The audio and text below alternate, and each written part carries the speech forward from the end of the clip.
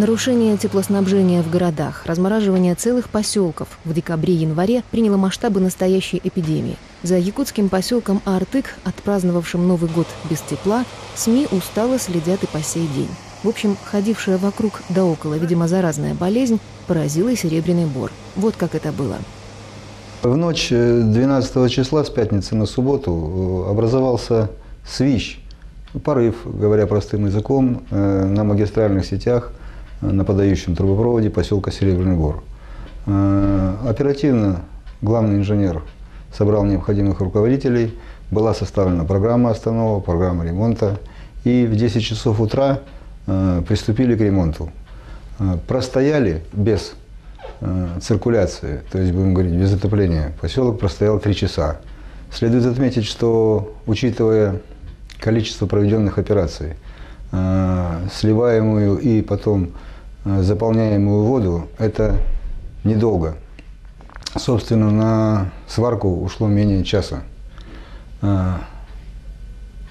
Порыв был ликвидирован, но после запуска системы отопления стали поступать многочисленные звонки от жителей поселка Серебряный Бор. Мы все знаем, что это ветхий, старый поселок, поэтому при 38-градусном морозе и ветре, который тогда был, этого хватило для того, чтобы достаточно большое количество домов приморозило систему отопления. Полностью был заморожен один дом, 25-й, на котором сейчас заканчиваются восстановительные работы. Должен сказать, что людей из этого дома не отселяли. Он находится под подогревом от внешнего источника, воздуходувки там стоят, и работы там заканчиваются. Это тот самый горемычный 25-й дом, который изрядно пострадал в результате размораживания.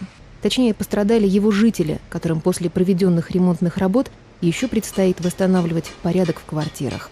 Я пришла с работы домой, у меня холодно, дети все обморозились, в одежде все замерзли. Я позвонила в город, вызвала родственников, они приехали, забрали.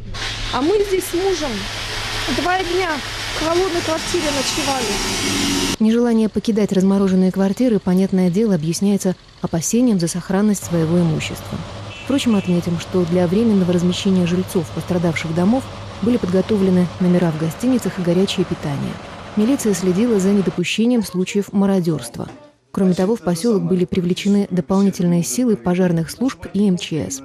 Если учесть, что в эти дни многие жители обогревались электроприборами и всюду велись сварочные работы, то для поселка, а он, как мы знаем, преимущественно деревянный, ситуация складывалась весьма пожароопасная и требовала особого контроля.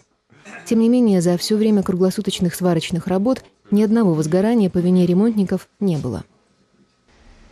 В остальном велась главная и очень трудоемкая работа по восстановлению систем отопления в каждом отдельно взятом доме и квартире. Задачу эту решали буквально всем миром. Были привлечены силы и средства многих предприятий, в том числе поселков Беркакит и Чульман. Недостающее оборудование было отправлено из Хабаровска дальневосточной генерирующей компании. Оттуда же на подмогу своим южно-якутским коллегам прибыла и ремонтная бригада из 32 человек. А теперь попробуем ответить на любимые в нашей стране вопросы. Кто виноват и что делать? С юридической точки зрения энергетики имели право останавливать теплотрассу для устранения повреждения. И за эти 3-4 часа ничего экстремального не должно было случиться, если бы не было иных обстоятельств. Виновники чрезвычайной ситуации вполне традиционны. Чрезвычайно морозная зима и чрезвычайно изношенный жилой фонд поселка. Зимой, очевидно, уже ничего не поделаешь. А вот жилым фондом что-то делать определенно надо, дабы не пришлось вот так же менять трубы в разгар крещенских морозов. Вообще схема действий при возникновении подобной ЧС традиционно проста. Экстренное заседание, создание комиссии, назначение ответственных лиц. Апофеоз происходящего – это, разумеется, штаб. Но есть путь более короткий, когда люди, знающие, что именно нужно делать, берутся за работу оперативно и, кстати, не дожидаясь момента создания всех этих нужных структур. Как только получили мы сообщение от жилищно-коммунальных служб о том, что произошло кратковременное подмораживание системы отопления в Серебряном Бору, наши бригады управления Нерингрэнергоремонт, не дожидаясь, так сказать, когда это все будет, штабы созданы и прочие административные структуры, значит, мы сразу немедленно приступили к тем домам, которые нам были переданы жилищно-коммунальными службами Серебряного Бора. Те дома, которых в первую очередь мы мы приступили к размораживанию, они серьезно не пострадали, и в течение ближайших 3-4 часов, значит, в них было восстановлено, значит, нормальное теплоснабжение, как в квартирах, так и в подъездах. Вот. Значит, нам эта работа привычная, поскольку мы энергетики. Вот. Значит, мы оснащены всеми необходимыми материалами, приспособлениями, инструментами, ПРМ-ками. Вот. Значит, было создано, не опять-таки, я говорю, что пока штаб решит, кому сколько и какие дома делать, мы создали к вечеру уже 11 мобильных бригад своих, которые приступили к выполнению работ по восстановлению нормального теплоснабжения жилых домов. Хочу еще сказать то, что они сделали все очень качественно, то, что сейчас даже гораздо лучше греет отопление у нас. Ну, то, что вот это вот недоделки, это все последствия прорыва, так сказать, разморозки. Ну, хочу сказать то, что та бригада и дневная, и ночная сделали все отлично. И у нас теперь все нормально. Спасибо им большое. Вся работа велась сотрудниками НЭРа круглосуточно в 2 смены. Ремонтно-механический цех предприятия изготавливал в нужном количестве сантехнические изделия и детали.